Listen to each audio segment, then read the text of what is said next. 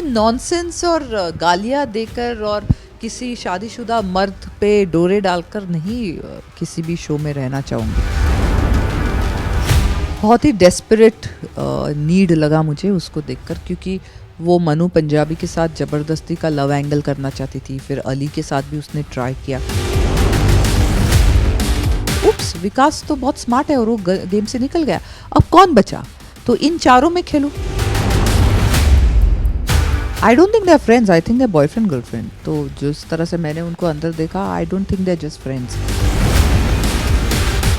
पहले जानना चाहूँगी आपसे, जिस तरह से घर में एक जर्नी रही आपकी, थोड़ा कहीं ना कहीं आपके फैंस को ये लगा कि कश्मीरा का वो जो एक अलग ही ऑरा है, जिसमें वो एक पिछली बार जब घर में आई थी तो सबको इस तरह से उन्होंने नचा दिया था, इस बार कहीं वो थोड़ा सा डरी हुई दिखाई दी। तो ऐसा आपको पर्सनली लगा कि आपको लगा कि फैंस थोड़ा इधर हो जाएंगे उधर हो जाएंगे या क्या? फिर आपने कुछ और ही शो देखा है, मैंने कुछ और ही किया था अंदर, और मैं डरी हुई 24/7 नहीं थी।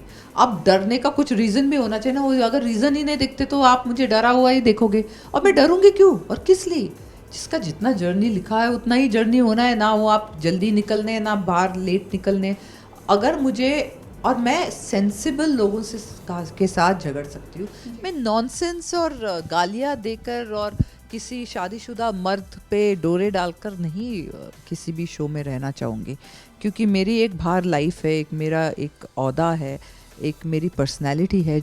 ये चीज़ें मुझे सूट नहीं करती, और मैं नहीं समझती कि big boss is all about this only, it's not. लेकिन वो विकास और अर्शी का मैटर इतना पावरफुल था कि हो सकता है मैं अगर अब जाती तो ज़्यादा बेटर करती। तो मेरा टाइमिंग जाने का शायद गलत था, शायद इस वजह से नहीं दिखी, क्योंकि उन्हीं का चल रहा था, 24/7 उनका चल रहा था। बहुत बार मैंने आवाज़ भी उठाई इसके अगेंस्ट, जाके विकास के साथ भी बैठी हूँ। लेकिन if something is working, something is working. हो सकता है what I give to the channel, what I give to the show was not working in this season. एक और चीज़ देखी गई, निक्की का एक अलग बिहेवियर था ओवरऑल। जब से वो घर में आए थे तो पूरा एक टर्न डाउन, मतलब अलग ही साइड दिख रहा था। आपके हिसाब से क्या लगता है ये सारी चीज़ें किस लिए कर रही थी वो? एक मतलब आपसे जानबूझ के भिड़ना, फिर बाकी चीज़ें करना, एक अलग ही लव एंगल भी क्रिएट करने की अब तो कोशिश हो रही है। हाँ, आपको क्या लगता है ये ओवरऑल क्या है? बहुत ही डेस्परेट नीड लगा मुझे उसको देखकर, क्योंकि वो मनु पंजाबी के साथ ज़बरदस्ती का लव एंगल करना चाहती थी, फिर अली के साथ भी उसने ट्राई किया, कहीं पे भी नहीं हो रहा था, तो फिर मेरे साथ अननेसेसरी मुद्दे पे झगड़ने का। तो she is very desperate to be seen. उसको ये लगा कि चैलेंजेस जो आए हैं वही दिख रहे, तो अगर मुझे दिखना है तो चैलेंजर्स के साथ या तो प्यार करूँ मनु, झगड़ा करूँ कश्मीरा, या वापस बड़ा वाला झगड़ा करूँ राखी सावंत एंड अर्शी खान, या फिर गेम खेलूँ तो विकास। उप्स, विकास तो बहुत स्मार्ट है और वो गेम से निकल गया। अब कौन बचा? तो इन चारों में खेलूँ। तो that's what she did. And you know, वो एक नई आर्टिस्ट है, उसको फेम चाहिए। तो अगर फेम का ये रास्ता है तो फिर then I think she is adapted the right way. Okay, एक चीज़ और देखी गई कि कहीं ना कहीं आपका जो बॉन्ड था वो घर में मनु और अर्शी और उनकी पूरी एजाज के साथ पूरी तरह से एक अलग ही आपका बॉन्ड दिखाई दिया। भले ही आप खेल दो टीम्स में रहे थे, लेकिन वो एक बॉन्ड अलग सा बना हुआ आप लोगों का। तो वो घर के बाहर किस तरह से बरकरार रहने वाला है? सिर्फ एजाज के साथ रहेगा और राखी के साथ थोड़ा बहुत रहेगा। बाकी अर्शी को मैं तो वैसे भी अंदर भी नहीं जान पाई, बाहर भी नहीं जानती हूँ। और एक सॉफ्ट कॉर्नर है। मनु के साथ तो नहीं रहेगा, बिकॉज मनु ने फ्लिप मारा था। मैं दोनों टीम से नहीं खेल रही थी, मैं थी मनु के टीम के साथ या एजाज के साथ। एजाज के साथ तो डेफिनेटली रहेगा, because Ejaz is a very very nice person. और उसके साथ अंदर जिस तरह से बिहेवियर वो बाकी के कॉन्टेस्टेंट कर रहे थे जो पुराने हैं, वो गलत है। एंड इसलिए मैं उसके साथ बैठ के उसको बहुत बार पंप अप करती थी कि तुम इतना गिव अप मत करो, you are doing very well.